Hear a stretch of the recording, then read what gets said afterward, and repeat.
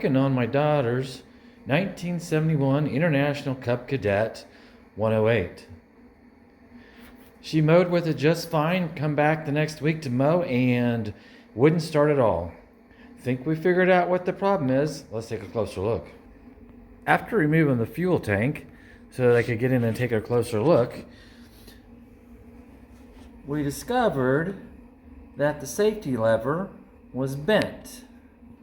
If you'll notice, as I press on the brake, that safety measure is touching the controller to engage the electrical unit. That lever had been bent out of place and was not making contact. Returned it to its proper location, and now we actually can start the tractor and run again.